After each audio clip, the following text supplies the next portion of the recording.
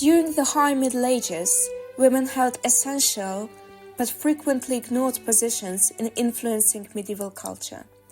This project investigates a key question: how were women's social roles and identities in family, religion, and community life shaped during the High Middle Ages? Our thesis contends that women were not merely passive participants in medieval life. Rather, they played a vital role in sustaining and transforming their societies through their work, faith, and social connections. To understand this, we examine three linked perspectives. Initially, the domestic sphere, the way women oversaw households, nurtured children, and supported local economies. Secondly, the religious sphere, how women demonstrated religious devotion, directed convents, and discovered meaning through belief. And lastly, the collective sphere, the ways in which women engaged in community networks, trade, and local administration. This video will resurrect the voices of these women, including noble women, nuns, peasants, and urban workers, using letters, legal documents, and academic exploration. Their accounts remind us that beyond the castles, monasteries, and markets of medieval Europe were women whose daily deeds influenced history itself. In the High Middle Ages, the home was the main place where women formed their social identity and influenced lives around them. Even though official written records often overlook their contributions, the household was where women played essential roles in the maintaining family welfare, supporting economic production, and guiding daily routines. Women acted as the central organizers of the home. They managed food storage, prepared meals, spun thread, wove cloth, brewed ale, and supervised children or any servants who worked in the household. Henrietta Leyser explains that in medieval England, women shaped not only the practical but also the emotional structure of family life. Mothers cared for infants, taught young children basic household tasks, and passed down the family beliefs and traditions. As Leyser notes, the task of caring children were essential to women's responsibilities. By feeding the family, offering guidance, teaching skills, and providing comfort, women set the rhythm of daily life and, as she writes, shaped the culture of the household. Their constant presence in the domestic sphere meant that they had a strong influence on the values, behaviors, and working habits of the next generation. Leyser also highlights that even if medieval women lacked formal legal authority, they still made many important decisions inside the home. According to her, women often managed the household. Nearly all household operations depended on their experience. Women planned how long food supplies would last, decided what needed to be prepared for winter, and managed the distribution of work among family members. Daily routines relied on women's skills. So a typical medieval woman might start her day by preparing bread, continue with overseeing textile production or repairing clothing, and end with organizing meals and keeping track of household accounts. These responsibilities required skill and judgment, giving women a meaningful and respected role within the family. The letters of Abelard and Heloise show that women often saw duty, care, and loyalty as central to their identity. In letter 2, Heloise describes these responsibilities as shaping who she is in the both personal and spiritual life. Her writings in letter 4 and 5, where she discusses the leadership and responsibilities of a religious community, also present women as moral guides who influence those around them. For Heloise, these duties and the places where she carried them out were meaningful parts of how she expressed her identity and purpose. A religious perspective on women's life during the High Middle Ages reveals that faith was more than just a set of beliefs. It influenced almost every aspect of a woman's identity.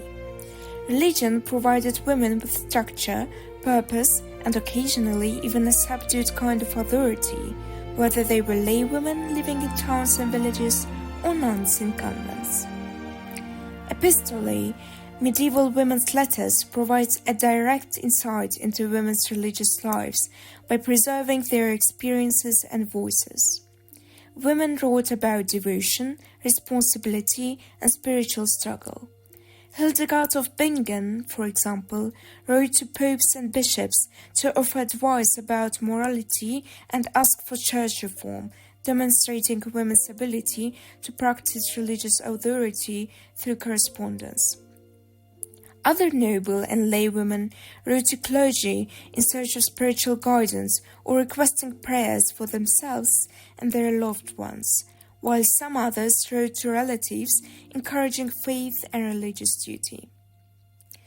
Though restricted from official authority, these letters show that women were not silent. Through organizing prayer, supporting churches, and advising others, they gained influence within their families and communities. This religious depth is also evident in the letters of Abelard and Eloise. Eloise's letters after entering the convent demonstrate the complexity of a woman's spiritual life. Her love for Abelard, her obligation to God, and her battle to live up to the standards set for her as a nun are all openly discussed in her writing. Her statements demonstrate how medieval religious women managed to strike a balance between their personal emotions and their rigorous religious obligations. Eloise was considering the true meaning of commitment and sacrifice rather than merely abiding by the rules. When combined, these letters demonstrate that religious life in the Middle Ages was active. In addition to managing convents, teaching, praying, and caring for the underprivileged, women also preserved knowledge. Even non-religious lay women lived their faith through community support, rituals, and charitable giving. Through responsibilities like these, women actively created social norms and upheld communal structure. Their religious practices both shaped the environment around them and helped define who they were. In the end, the religious perspective shows that women in the High Middle Ages were far more than quiet observers of spiritual life. Through their letters, their devotion, and their everyday actions, they helped keep their faith and their communities alive. In the High Middle Ages, women's identities were shaped primarily by the home and by religion. Yet their most visible and consequential influence emerged not behind closed doors, but in the economic life of the community. Women did not simply manage households, they were also active figures in market squares, in production, and in sustaining the daily flow of life. This section explores how women's labor moved into the public sphere and how that public role was regulated by communal authority. One of the most striking primary sources that reveals women's central position in medieval public life is the Assize of Bread and Ale, a law enacted in 13th century England. At first glance, the assize appears to be a technical regulation of prices and quality. However, when viewed through the lens of gender and labor, it becomes clear that this law was doing much more.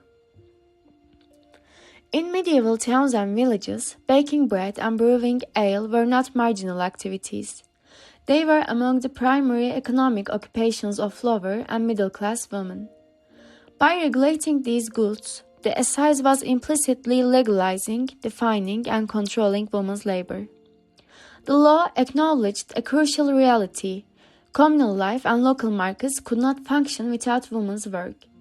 At the same time, it placed that work under strict legal oversight, revealing a key tension of medieval society. Women were economically indispensable, yet their labor was carefully disciplined by public authority. To move from law to lived experience, we turn to our secondary source, Barbara A. Hannawald's The Ties That Bound Peasant Families in Medieval England. Using court records and archival material, Hannawald reconstructs the everyday lives of peasant families and shows how women's work extended beyond the household into the wider community economy. She emphasizes that women's public roles were rooted in their domestic labor, writing, "Since the basic unit of economic production and consumption was the peasant household, a woman's contribution was made within the context of her family. A household relied heavily on the wife's contribution to the home economy." By selling, trading, and distributing products such as bread and ale, women carried this foundational labor into the public sphere. Through these activities, they formed social networks, shaped local economies, and helped regulate the rhythm of communal life. Women's labor was not merely supportive, it was a structural element of social order. In these economic spaces, women were not passive figures. They were actively constructing their public identities, even as those identities were constrained by law and custom.